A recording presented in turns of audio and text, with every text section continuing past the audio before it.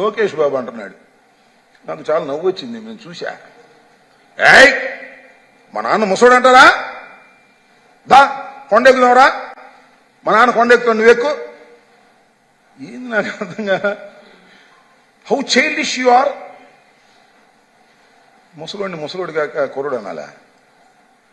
ఒక మాట అన్నట్టు, తండ్రి వయస్సు ఉన్నటువంటి వ్యక్తిని ముసలోడు అంటాడా? ఇప్పుడు తండ్రి వయసు ఉంది కాబట్టి ముసలోడు అన్నారు.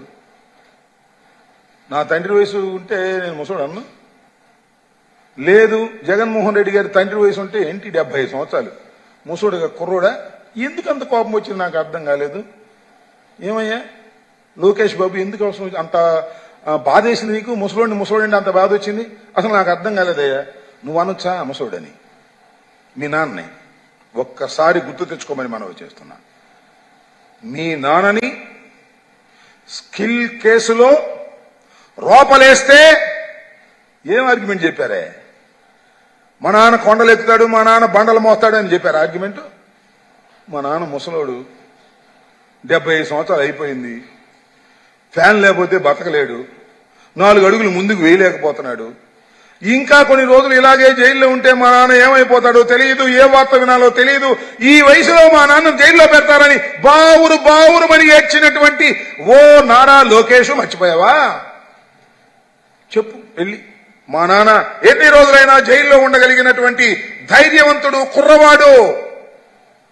ఫ్యాన్ లేకపోయినా ఉంటాడు, ఏసీ లేకపోయినా ఉంటాడు, జైల్లో 50 రోజులు కాదు, 40 రోజులు కాదు, 90 రోజులు పెట్టినా ఉంటాడు అని చెప్పగలవా? జైల్లో పెడితేనేమో మీ నాన్న ముసలోడా?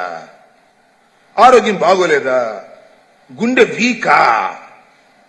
బయటకు వస్తేనేమో మా నాన్న గుండె ధైర్యం గలవాడు, మా నాన్న కుర్రోడు, మా నాన్న కొండలెక్కగలడు, బండలు మోయగలడు అని చెప్తావు.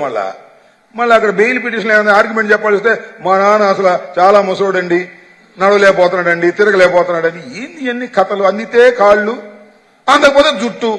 మీ నాన్న స్వభావమే నీకొచ్చింది. ఇలాంటి పిచ్చి ఆర్గ్యుమెంట్స్ చెప్పేటటువంటి కార్యక్రమం చేసేటప్పుడు కొద్దిగా లాజిక్ ఉండాలి. ఇంతకు ముందు మీరు మాట్లాడినటువంటి మాటల యొక్క సారాంశం కూడా తెలుసుకొని ఉండాలి తప్ప ఇవాళ వచ్చి జగన్మోహన్ రెడ్డి గారు ముసలోడు అన్నాడు కాబట్టి మా నాన్న ముసలోడు కాదు, కొండలు ఎక్కుతాడు.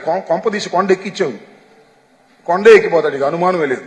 పందెం కోసం కొండ ఎక్కించావు అనుకో, కొండ ఎక్కిపోతాడు. ఇట్లాంటి పిచ్చి పిచ్చి సవాళ్లు చేసే కార్యక్రమం చేయకండి.